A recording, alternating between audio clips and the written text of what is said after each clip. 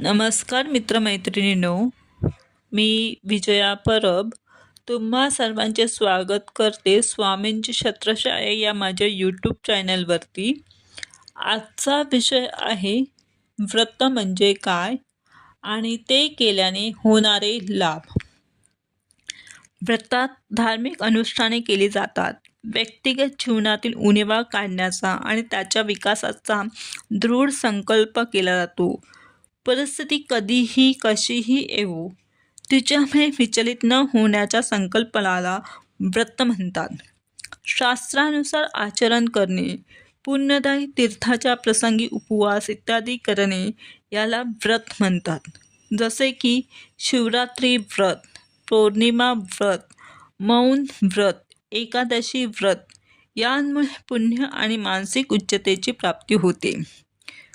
कर्मानुष्ठान करणे, पुण्य संचयन करणे, इंद्रिये आणि मनाचा संयम करणे, केलेल्या संत संकल्पनावर दृढतेने टिकून राहणे, शारीरिक संताप आणि कष्ट सहन करूनही आपल्याला उच्च उद्देशासाठी प्रयत्नपूर्वक खंबीर राहणे यालाही व्रत म्हणतात. व्रत केल्याने होणारे लाभ. व्रत, उपवास, पर्व, उत्सव आणि सण या सर्वांमध्ये व्रताची विशेष आध्यात्मिक भूमिका राहिली आहे. एखाद्याने व्रत केल्यावर त्याला होणारे लाभ पुढे दिले आहेत. 1. मन शांत होते. 2.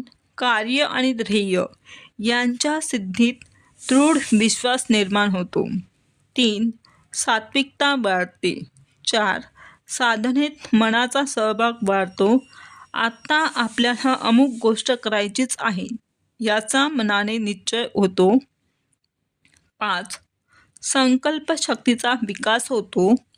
6. शरीर आणि इंद्रिये यांवर नियंत्रण मिळवण्याचे सामर्थ्य वाढते. 7. सात्विक इच्छाशक्ती वाढते, ज्यामध्ये आशीर्वाद देण्याचे सामर्थ्य असते. ही माहिती तुम्हाला कशी वाटली ती कमेंट करून सांगा.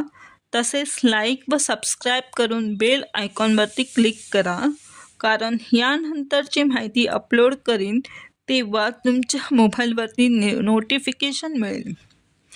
तुम्ही सर्वांनी माझी ही माहिती शेवटपर्यंत ऐकल्याबद्दल तुम्हा सर्वांचे मनपूर्वक धन्यवाद. तुमचा आजचा दिवस स्वामीमय जावो हीच माझी स्वामीचरणी प्रार्थना. श्री स्वामी समर्थ.